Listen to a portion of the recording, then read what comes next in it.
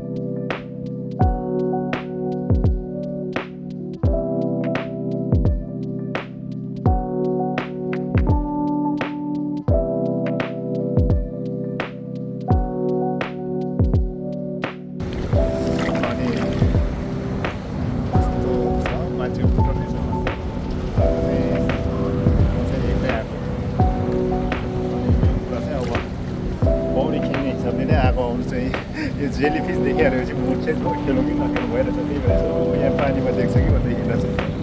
अघि त आउने बित्तिकै छिर्ने बित्तिकै त पानीमा देखिहाल्यो, साइडमा पनि रहेछ। त्यही भएर डर लाग्यो। अनि धेरै नै रहेछ भन्थ्यो। अब आँखाले नदेखेसम्म डर लाग्दैन, आँखाले देखिसकेको चाहिँ त्यही हो नि, खेल्नै मन लाग्दैन। त्यही पनि यसो अहिले हिँड्दैछु, अहिले चेन्ज हुने खेल्छु होइन।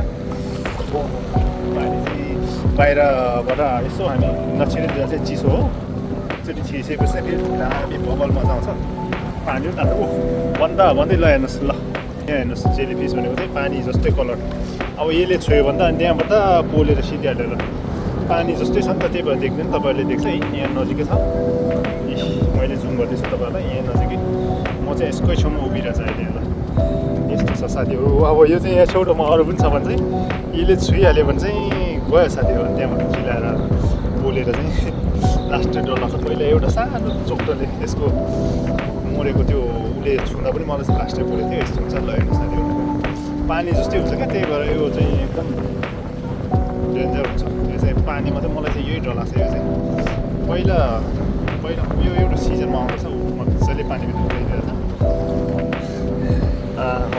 यो भएपछि अनि कसरी पौडी खेल्नु लगाएर यसलाई चाहिँ जेलीफिस भन्छ साथीहरू यस्तो टाइपको हुन्छ मलाई डर लाग्छ अब यहाँ छोटोमा अरू कता हो त्यहाँ छ कता हो यहीँ रहेछ आज पनि यस्तो हुन्छ साथीहरू चाहिँ ल साथी देखिरहेछ तपाईँहरूले यस्तो हुन्छ पानीभित्र ल यहाँ हेर्नुहोस् यो चाहिँ सेम पानीकै कलर हुने भयो भने चाहिँ अलि समय गाह्रै हुन्छ ल साथीहरू तपाईँले चाहिँ जेलीफिस देखाइदिइहालौँ यस्तो हुन्छ अनि यसले छोयो भने चाहिँ बबाल पोल्छ यो चाहिँ जिउमै लाग्यो भने त हस्पिटल जानुपर्छ भन्ने सुनेको